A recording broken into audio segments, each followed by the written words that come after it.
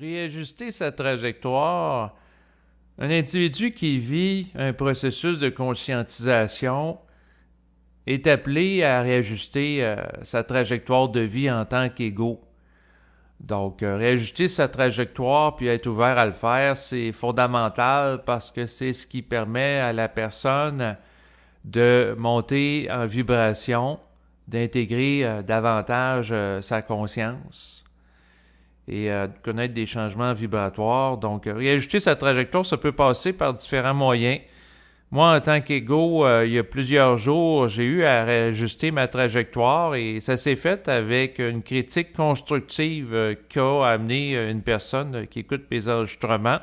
Elle m'a écrit plusieurs commentaires qui m'ont amené des réajustements et j'ai beaucoup de gratitude pour elle d'avoir agi ainsi. Et je la salue là, naturellement là, si cette personne m'écoute parce que ça m'a permis de m'ajuster et de sortir d'une forme d'enlisement. Donc, je tenais à le mentionner et c'est sûr que s'il y a présentement des gens qui m'écoutent qui veulent amener des critiques constructives et vibratoires, j'insiste sur ces mots. Constructif, c'est pour aller plus loin dans une compréhension, donc se construire à un niveau plus élevé. Donc, à ce niveau-là, c'est dans le cadre d'un développement. Et vibratoire, ben, c'est pour rehausser le taux vibratoire de la personne qui est l'objet de la critique. Donc, si vous avez des éléments qui peuvent m'amener plus loin dans ma compréhension du réel et me sortir de certaines formes, oui, vous êtes les bienvenus pour le faire, mais il faut que ce soit dans le respect et constructif et vibratoire. Donc, ceci dit, cette petite mise en contexte est faite parce que j'ai bénéficié de plusieurs commentaires du public au fil du temps, dont cette personne en particulier. La personne m'a amené à travers ses propos, entre autres, contester le fait que j'avais réalisé là, il y a plusieurs semaines des enregistrements où ce que je visais à utiliser des affirmations, faire notamment là, des bénédictions. Et ce que j'ai eu à faire en prenant connaissance de son propos, ben, c'est de le prendre en considération puis de l'évaluer avec ma sensibilité. Et j'ai fait de l'introspection, puis j'ai été obligé d'admettre que ça manquait d'ajustement, mon approche, et plus particulièrement, je dois avouer que derrière certaines bénédictions que je faisais, donc affirmation à voix haute dans l'optique de commander à l'univers, eh bien, il y avait de la peur derrière ça. Tu sais, c'est sûr que si je bénis ma longévité, donc de vivre longtemps, c'est parce qu'implicitement, ça peut sous-entendre qu'en tant qu'ego, j'ai peur de pas vivre longtemps. Donc, si je vois que je vis moindrement la peur derrière une affirmation faite à voix haute, ben là, je suis obligé de reconnaître que je suis astralisé. Et là, qu'à travers mon désir de bénir ou de faire des affirmations ou même d'utiliser des suggestions auto-hypnotiques, ben, il peut y avoir de la peur qui m'amène à recourir à ces formes pour me sécuriser.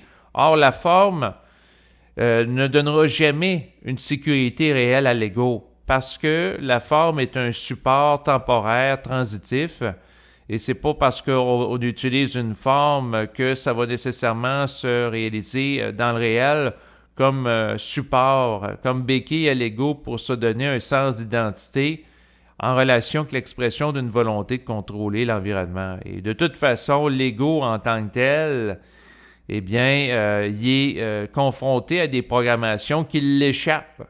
En ce sens que c'est sûr que quelqu'un peut bénir sa longévité, peut le faire une fois, 20 fois, 36 fois, mais si sa programmation ne va pas dans ce sens-là, quand même que la personne passe des heures, bien, ça ne s'actualisera pas pour autant. Donc, c'est sûr que c'est la nuance là, par rapport à ça. Et ce qu'il faut réaliser aussi, c'est la nature réelle de l'ego. Et c'est sûr qu'en tant qu'individu, ça me déplaît de regarder ça. Parce que en tant qu'ego, bien, je veux utiliser le maximum de pouvoir, de capacité que j'ai dans l'optique d'améliorer mon sort. Et c'est sûr que des éléments qui m'échappent, que des programmations qui sont en relation avec d'autres réalités qui ont de l'impact sur la mienne, comme par exemple l'esprit, le plan éthérique qui a une incidence sur ma vie, qui m'amène à être confronté à des événements chocs que je n'ai pas choisis, que je n'ai pas désiré comme plusieurs personnes, m'amène à être obligé de réajuster mon tir. En ce sens que l'ego, par exemple, sous l'influence astrale, peut vouloir quelque chose, mais si le plan éthérique évalue que ce n'est pas ajusté que l'ego veuille ceci, il ne sera pas supporté par la vibration éthérique pour cet élément s'actualise. Ce qui va faire en sorte que l'ego sous influence astrale peut se mettre à prier, peut se mettre à réciter des mantras, peut se mettre à bénir, peut se mettre à utiliser des affirmations. Mais si l'esprit, dans le fond, ne donne pas son support vibratoire à la manifestation de l'élément invoqué par l'ego, eh bien l'élément ne s'actualisera pas. Et aussi l'ego doit réaliser que ce qui se réalise, eh bien, c'est pas lui seul qui le décide. En ce sens que l'ego, pour qu'il y ait un élément qui intercepte psychiquement à travers la pensée qui vient d'ailleurs, pour que ça se réalise, bien, il faut que l'élément soit supporté vibratoirement par l'esprit. Donc, un individu, par exemple, peut avoir l'information que, par exemple, il va, dans le fond, recevoir un montant d'argent important dans les prochains jours. Et là, s'il reçoit l'information, puis ça provient de l'esprit, en effet, ça peut s'actualiser, mais dans ce cas-ci, c'est que la personne a eu une information relative à une programmation qui était prévue arriver. Tandis que si l'ego dit « Ah, ben moi, je vais avoir un montant d'argent important, je vais visualiser que j'ai un montant d'argent important pour l'obtenir », et que la personne n'est pas supportée vibratoirement par l'esprit pour ça, bien, ça ne s'actualisera pas.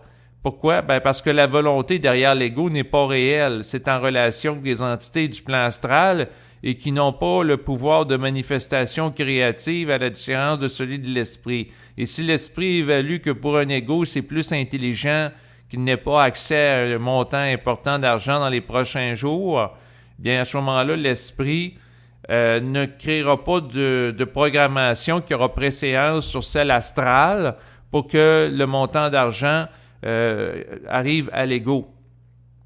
Donc, c'est assez subtil parce que l'esprit a toujours le dernier mot par rapport à une programmation que l'ego connaît, puis il a un droit de veto. En ce sens que l'ego, sous influence astrale, pourrait répéter 20 fois ou 20 000 fois qu'il visualise qu'un montant d'argent, puis qu'il veut que ça s'actualise, puis il suffit de le visualiser suffisamment fort pour que ça se manifeste dans la matérialité. Mais si l'esprit le supporte pas vibratoirement, ça demeure juste du babillage intellectuel que la personne fait, dans son mental, et ça ne donnera pas de résultat. Par contre, si l'ego est mis en vibration par l'esprit pour tasser l'astral, qui l'amène à vouloir passer son temps à faire de la prière, des utilisations d'affirmations qu'il croit créatives, ben, l'esprit va amener l'ego à déloger l'astral puis arrêter ce comportement si la personne est mise en vibration pour ça, puis que l'ego est réceptif à sa voix intérieure qui lui dit « ben ça va faire ».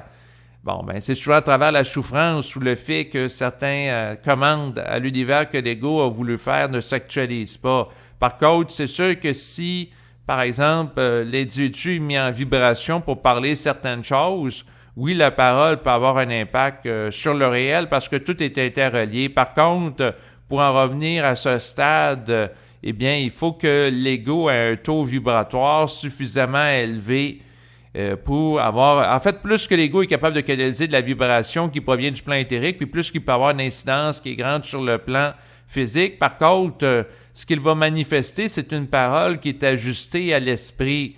Donc, le désir subjectif va être neutralisé. Ce qui veut dire que rendu à ce stade, l'ego n'aura plus de désir subjectif comme il pouvait avoir autrefois. Donc, autrement dit, l'ego inconscient, il peut vouloir gagner un montant d'argent très élevé à la loterie. Il peut vouloir par la suite rencontrer des vedettes du domaine de la musique. Il peut vouloir par la suite voyager à Hollywood pour aller les voir en personne, les vedettes. Il peut vouloir ci, vouloir ça. Et ce qui arrive, c'est qu'à mesure que la vibration éthérique pénètre l'ego, eh bien, ça défait toutes les attaches que l'ego pouvait avoir avec le plan astral pour l'amener à désirer des choses qu'il voulait en relation avec l'influence d'entité astrale sur sa psyché alors qu'il était inconscient de cette influence qui se faisait à son insu, puis plus qu'il se détache de ça, et plus que ce qu'il veut devient arrimé avec le vouloir de l'esprit. Donc, autrement dit, si à la base, l'esprit qui se rattache à un ego veut que l'ego rencontre des gens à des fins d'ajustement vibratoire, ça, c'est la volonté à la base. Puis l'ego, quand il est inconscient, il veut pas rencontrer n'importe qui. Hein? Il veut rencontrer des vedettes du domaine de la musique, du cinéma, pour leur demander l'autographe parce qu'il n'y a pas d'identité. À mesure que l'ego développe une identité, finalement, l'idée de rencontrer des vedettes pour, dans le fond, avoir leur autographe, puis « Hey, moi, je l'ai rencontré, je suis quelqu'un », donc vivre par procuration à travers l'identité de quelqu'un que la personne met subjectivement sur un piédestal n'est plus là. Donc, autrement dit, la personne qui se conscientise aura moins le besoin d'avoir une confirmation identitaire par rapport au fait qu'elle a rencontré une vedette de la musique ou d'une vedette du cinéma en personne pour dire « Ah, moi, tu vois, j'ai rencontré telle personne lorsque j'ai été en voyage aux États-Unis, puis tu sais, la personne peut montrer son autographe, puis elle peut se sentir valorisée à travers ça au niveau de l'ego, tandis que la personne qui est consciente, elle n'a plus besoin de ce type de valorisation subjective pour se sentir exister et être.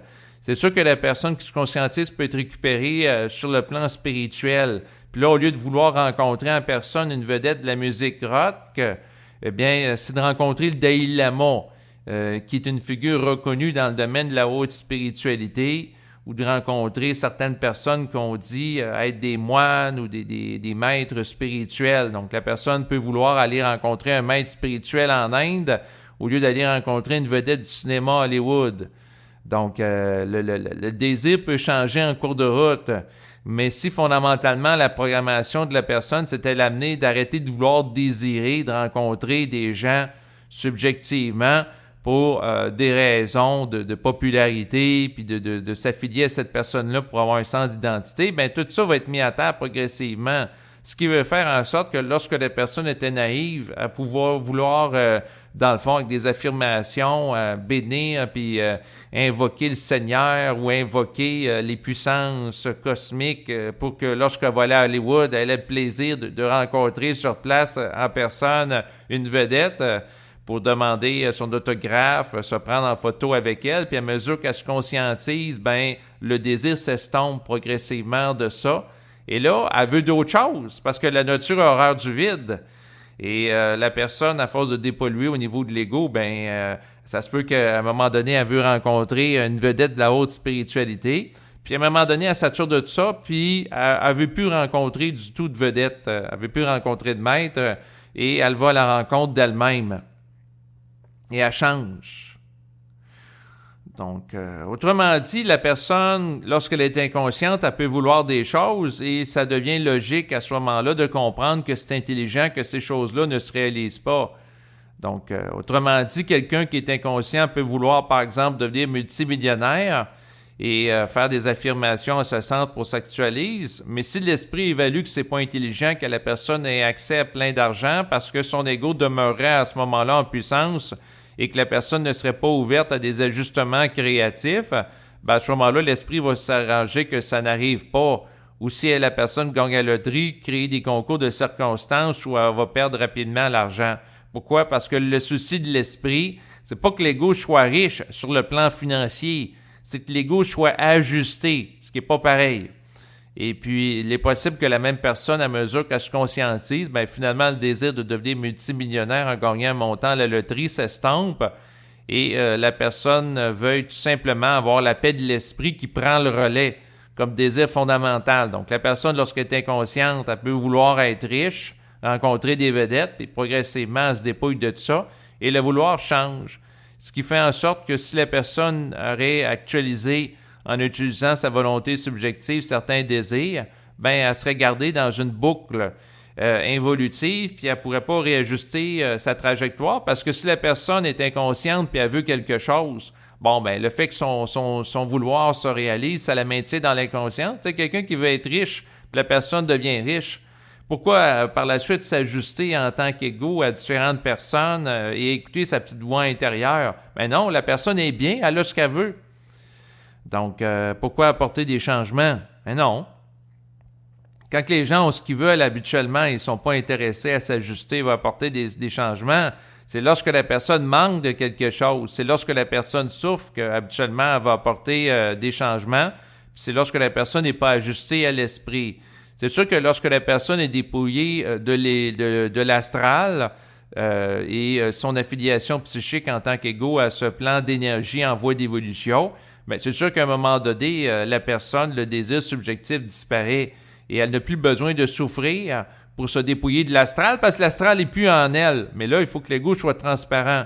Et là, à partir de cette réalité de transparence entre elle et le plan éthérique, où l'astral ne fait pas interférence entre les deux comme un intermédiaire parasitaire, bien là, c'est sûr qu'à ce niveau-là, la personne n'a plus besoin de souffrir pour s'ajuster à l'esprit si elle est ajustée à l'esprit. Donc, ça, c'est des réalisations. Et c'est sûr que ce qui peut être réalisé aussi, c'est qu'une personne, à un moment de sa vie, elle va prier ou elle va bénir ou elle va faire réciter des mantras dans l'optique d'avoir certaines choses. Puis, elle vit des chocs de vie, puis finalement, elle ne veut plus nécessairement les mêmes choses. Et les choses s'ajustent avec le temps. Mais si la personne était parfaitement ajustée en fonction de ce qu'elle a à vivre, en fonction de l'esprit, elle n'aurait jamais demandé certaines choses dans son passé parce qu'elle réaliserait que c'est pas, dans le fond, intelligent de le faire, puis de faire ça, ça nourrit l'astral en elle, puis le désir subjectif. Mais il y a des passages obligés qui sont faits par un ego qui ne peut pas s'ajuster spontanément. Donc, il y a plusieurs années, j'ai eu des échanges avec Marc Delassalle. En fait, je l'ai interviewé là, pendant près de 9 ans de ma vie. J'ai eu différentes communications avec lui qui s'adressaient au public dans le cadre d'entrevues que j'ai faites. Donc, vous pouvez en retrouver d'ailleurs plusieurs sur Internet. Et l'une des fonctions de ces entretiens était pour moi de connaître les ajustements de sa part. C'est sûr qu'il y avait une alliance psychique entre nous deux qui visait à faire un travail vibratoire et je posais des fois des questions à Marc et puis Marc faisait des fois des commentaires, etc. Mais la volonté derrière ça, c'était toujours d'amener la vibration plus loin dans une perspective d'ajustement. Et Marc, au fil des ans, m'a amené beaucoup d'ajustements. Donc, j'ai fait des entrevues avec lui de l'année 2011 à 2020, sauf que en 2020, il est mort. Et là, je l'avais plus dans ma vie pour amener ces ajustements-là. Fait que là, je suis dans une situation que, dans le fond, j'ai fait un travail avec lui, puis bon, à quelque part aussi, à un moment donné, Marc, il n'y avait pas à m'ajuster éternellement, là, tu sais.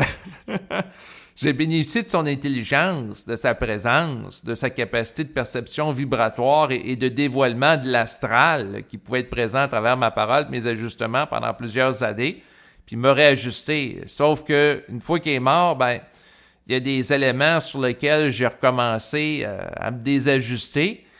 Et c'est sûr qu'à un moment donné, je m'enlisais là, dans l'utilisation d'affirmations, de bénédictions, etc. Et là, il était plus là pour me remettre en question, me contester et m'amener une critique vibratoire constructive en la matière, comme il l'avait déjà fait. Et à ce moment-là, j'avais tendance à m'enliser. Puis là, il y a quelqu'un qui m'a vu faire et puis il m'a confronté créativement. Et là, j'ai eu à me réajuster. J'ai eu en tant qu'ego à me regarder. Être capable de mettre l'ego sur la table, comme disait Marc, il utilisait souvent cette expression-là. C'est-à-dire, regarder son ego. Regardez si ce que fait votre ego est réel. Est-ce que c'est intelligent? Est-ce que ça participe à votre développement? C'est quelque chose de fondamental à faire parce qu'on peut s'enliser. Parce que là, Marc m'avait contesté dans le passé en lien avec un comportement. Ensuite, il n'est plus là pour m'ajuster. Bon, sous influence astrale, j'ai recommencé à faire ce comportement, un peu comme quelqu'un qui fait une rechute de quelque chose. Et là, j'ai été confronté, puis là, j'ai été obligé de reconnaître, oui, c'est sûr que, par exemple, la question de la longévité. Si la personne est programmée pour vivre longtemps, quand même qu'elle passe 10 ans, 20 ou 30 ans à bénir sa longévité et sa grande santé, c'est marqué pour vivre longtemps au niveau de l'esprit, c'est ça que fondamentalement qui détermine ce qu'elle va vivre. Puis lorsque la personne fusionne avec l'esprit, elle réalise l'intelligence de sa programmation et elle est capable de l'assumer totalement dans un état de transparence d'ego. Mais tant que l'individu est sous influence astrale, il peut pas pleinement assumer sa programmation parce qu'il y a un décalage énergétique entre lui et le réel de sa programmation et le désir astral de vouloir quelque chose qui n'est pas en relation que la programmation fondamentale qui le relie au plan éthérique peut faire interférence. Ce qui va faire en sorte que l'ego peut être amené à désirer des choses qu'il veut pas. Et tant que l'ego est ouvert à l'astral et à son langage de séduction, à ce moment-là, l'ego peut être manipulé par ce plan de réalité pour passer du temps à désirer des choses qui ne sont pas réelles. Et lorsque l'ego est occupé à faire ça, il ne fait pas d'autre chose de manière créative. T'sais, c'est sûr, si la personne passe 4 heures par jour à faire des activités de visualisation, de bénir, etc., elle n'utilise pas ce 4 heures de temps pour, par exemple, apporter des ajustements créatifs dans sa vie ou s'occuper de maintenir son corps physique en bonne forme et de s'entraîner en salle pour que l'état du corps physique soit en bonne santé. Donc, la personne, à ce moment-là, elle va gaspiller dans un sens de l'énergie qui pourrait être utilisée ailleurs. Par contre, dans un sens, il faut que la personne sature aussi de son expérience, puis de réaliser les limites de cette dernière. En ce sens que quelqu'un, par exemple, peut bénir son éternelle jeunesse, mais si la personne réalise que finalement, j'ai un cheveu blanc qui apparaît ici, j'en ai un autre, et ainsi de suite, finalement, si la personne bénit pour qu'elle ait des cheveux de couleur sur sa tête et que les cheveux blancs apparaissent de plus en plus au fil des mois, elle est obligée de reconnaître que finalement, ça marche pas. Ça donne pas le résultat escompté. Et c'est sûr que si la personne est orgueilleuse, elle peut dire « c'est parce que je bénis pas assez. Fait que je vais continuer, puis je vais continuer plus fort. » Elle peut s'entêter dans un comportement, mais si la personne réalise que finalement, je vieillis comme tout le monde, j'ai des cheveux blancs qui apparaissent, là, est obligée d'en venir à l'évidence que présentement, elle n'a pas le taux vibratoire pour que, dans le fond, sa volonté puisse s'actualiser dans la matière. Et c'est sûr que par rapport à ça, ça me fait penser à Marc de la Salle qui me dit que l'individu présent n'a pas accès au loi d'énergie pour commander à la matière. Par contre, c'est sûr que dans un lointain futur, il est possible que des êtres humains aient suffisamment intégré l'énergie de l'esprit pour qu'ils en viennent à ce stade.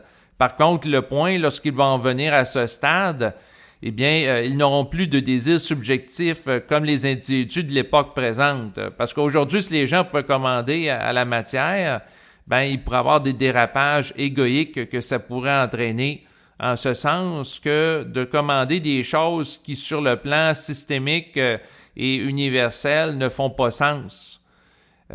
Donc, imaginez quelqu'un, par exemple, qui est pris au piège dans une idéologie de fanatiques religieux et qui aurait la possibilité d'être immortel sur le plan physique. La personne ne vieillit plus, elle n'a plus de cheveux blancs qui apparaissent et elle est sous influence astrale, puis l'entité astrale, ce qu'elle cherche à faire, c'est d'amener tous les êtres humains à se soumettre à une doctrine à caractère religieuse et de forcer la conversion des gens à cette doctrine.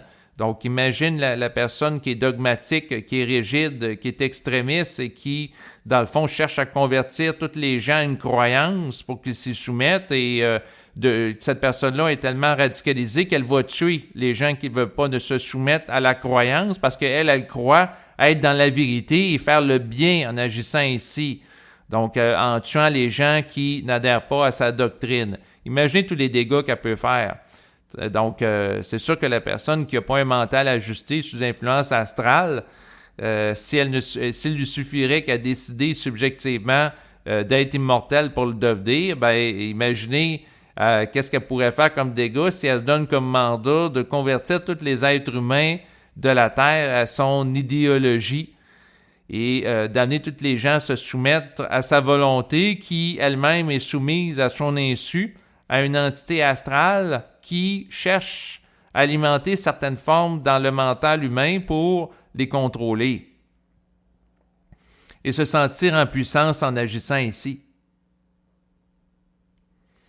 Et c'est particulier tout ça.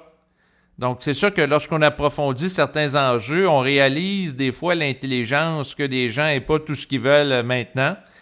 Et ça mène à réajuster la trajectoire. Mais tout ça pour vous dire que tant que l'ego a la capacité de réfléchir, tant que l'ego peut être confronté à des entrées astrales, tant que l'ego côtoie l'astral dans son quotidien, que ce soit à travers des personnes, que ce soit à travers des sites web, l'ego peut être potentiellement astralisé, être récupéré par ce plan de réalité. Et les ajustements qui peuvent être faits peuvent être à refaire parce que l'ego peut faire des rechutes. Un ego, par exemple, qui a un problème de dépendance à l'alcool, qui est alcoolique, bon, ben, quelqu'un peut faire un sevrage de consommation d'alcool et faire une thérapie fermée qui dure pendant plusieurs semaines dans un centre de désintoxication.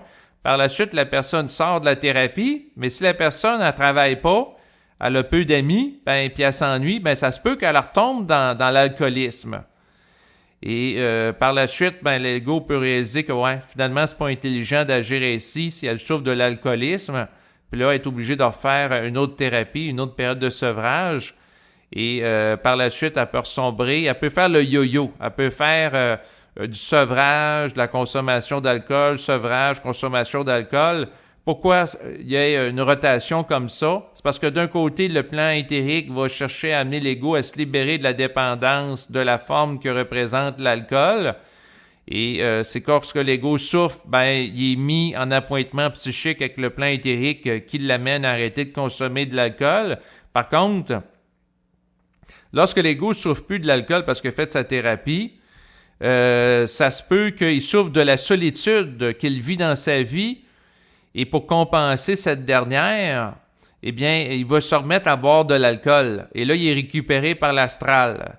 Donc, l'esprit peut lui dire intérieurement d'arrêter de boire de l'alcool, puis lorsqu'il souffre, il est à l'écoute du signal. Lorsqu'il souffre plus des problèmes liés à la consommation d'alcool, comme le mal de tête, l'envie de vomir, le plan astral peut lui dire dans la tête, bon, ben, consomme de l'alcool, tu vas avoir du fun. Mais ça y parlera sous la forme du jeu, parce que l'entité astrale va chercher à se voiler en utilisant un jeu réflectif induit dans le mental psychologique de l'individu. Ça va lui dire à peu près ceci. Je vais boire de l'alcool, là, je vais me sentir bien en boyant de l'alcool, là, ça va me donner du fun. Bon, ben, la personne, elle pense que c'est elle qui pense, donc elle va boire de l'alcool pour se donner un sentiment d'exister. Et par la suite, bien, elle n'écoute pas la voix de l'esprit. Et là, elle va le souffrir. Elle peut avoir des goûts de vomir. Ensuite, la gueule de bois le lendemain. Se sentir fatiguée, manquer d'énergie, etc. Si elle abuse de l'alcool. Et par la suite, qu'est-ce qui va arriver lorsqu'elle souffre de ça? Elle va dire, ouais, j'aurais dû écouter la voix intérieure qui me disait d'arrêter. Ou de m'en prendre moins, avec modération. Puis là, le manège entre l'esprit et l'astral peut se faire pendant longtemps, parce que d'un côté, l'ego peut être pénétré par l'astral, ensuite pénétré par l'esprit, pénétré par l'astral, pénétré par l'esprit. Et c'est sûr que l'ego, éventuellement, lorsque saturé de l'astral, bien à ce moment-là, il va arrêter le comportement qui le lie psychiquement au plan astral, mais ça va prendre souvent une saturation expérielle par rapport à plusieurs souffrances. Autrement dit, la personne, par exemple, qui a un problème de consommation d'alcool, si elle perd un emploi parce qu'elle n'est pas capable de donner son plein rendement, et est pris au travail à boire pendant les pauses de l'alcool ou elle travaille en état d'ébriété, bon, ben, si elle perd une fois son emploi, bon, peut-être qu'elle va recommencer de l'alcool en disant « Ah, ben là, ça ne se reproduira plus, l'employeur va être plus ouvert, blablabla. » Puis là, finalement, elle perd son travail. Puis là, quand ça fait 3 ou 4 fois que la personne perd son travail, l'ego, à un moment donné, est obligé de devenir plus transparent. Et lorsqu'il souffre suffisamment de la condition, il va développer une volonté qui est le fruit de la souffrance Donc, il va transmuter la souffrance vécue en puissance de volonté de dire non, ça suffit. D'être capable de mettre son poing sur la table et de dire non, ça suffit la consommation d'alcool. Et à ce moment-là, de se libérer de la dépendance qu'il a par rapport à ça. Mais une fois que c'est fait, l'ego, dans le fond, il n'est pas au bout de ses peines avec le plan astral. Parce que le plan astral peut essayer de le récupérer. Puis là, ce ne sera plus la consommation d'alcool, la dépendance. Ça peut être la prière, ça peut être l'utilisation de phrases hypnotiques, de bénédictions, etc. Fait que là, il peut être récupéré par d'autres choses, de plus subtiles, puis de moins pernicieux sur le plan physique. Parce qu'on s'entend, quelqu'un qui a un problème de consommation d'alcool, puis la personne a le goût de vomir, puis est toute fatiguée, elle a un malaise physique important, les conséquences biologiques sont beaucoup plus grandes que la personne qui va utiliser des affirmations, qu'elle croit créatives, puis elle n'obtient pas ce qu'elle veut. Autrement dit, l'impact, le contre-coup de l'agissement est moins grand. Et là, la personne peut être récupérée par rapport à certaines autres choses. Parce que la personne qui se libère d'une affiliation avec le plan astral, ben le plan astral, qu'est-ce qu'il cherche à faire? C'est de reprendre la part de marché qu'il a perdue puis de récupérer l'ego autrement avec d'autres choses qui vont le fasciner. Donc, quelqu'un peut sortir d'un problème de consommation de drogue, d'une dépendance aux jeux de hasard, dépendance à différentes formes de drogue, puis être récupéré par des éléments qui vont le spiritualiser et faire en sorte que la personne s'enferme avec d'autres formes. Et c'est sûr que à force de souffrir de l'enfermement lié à des formes qui limitent l'ego, qui l'aveuglent, qui ne donnent pas le résultat escompté, ben l'ego qui voit clair par rapport à ce qui se passe sature de la situation. Et là, à ce moment-là, l'ego qui est suffisamment transparent réajuste sa trajectoire et c'est du cas par cas. Chaque personne, en fonction du niveau de souffrance que la personne est capable de contenir, ben c'est ça qui va déterminer si ça va prendre ou non beaucoup de temps pour réajuster sa trajectoire. Quelqu'un, par exemple, peut faire une thérapie pour arrêter de consommer de l'alcool et ça va fonctionner et la personne n'en prendra plus de sa vie. Une autre personne, ça va prendre 2 thérapies, une autre, ça va être 4, et ainsi de suite. Puis la personne peut faire des rechutes. Et la rechute est en relation avec un manque d'intégration. C'est sûr que l'ego, à quelque part, doit réaliser qu'il y a des choses qui doivent saturer. Et c'est sûr que des fois, la personne, ça va prendre, certains cas, une couple de jours, d'autres une couple de semaines, une couple de mois. Et l'important, c'est que l'ego se voit aller. C'est sûr que ça sert à rien de se culpabiliser par rapport au passé. Tu sais, quelqu'un peut dire « Ah, ben moi, je me sens coupable, j'ai fait 3 rechutes de consommation d'alcool. » Une autre, j'ai fait 4 rechutes dans la haute spiritualité. Non, ça sert à rien de se culpabiliser par rapport au passé parce qu'on peut pas changer le passé, on peut pas agir dessus. Par contre, ce qui est intelligent, c'est de regarder ici maintenant qu'est-ce qu'on peut faire pour être bien dans sa peau puis vivre la paix mentale. Donc, si la personne réalise que de consommer de l'alcool à outrance ou de la drogue ou de se lancer dans des états de suggestion hypnotique lui donne pas la paix mentale, bon, ben la personne doit agir en conséquence et arrêter le comportement qui l'empêche d'être bien dans sa peau. Puis plus que la personne devient sensible, puis plus qu'elle peut souffrir rapidement d'un manque d'ajustement, et plus elle peut voir clair par rapport à ce dernier.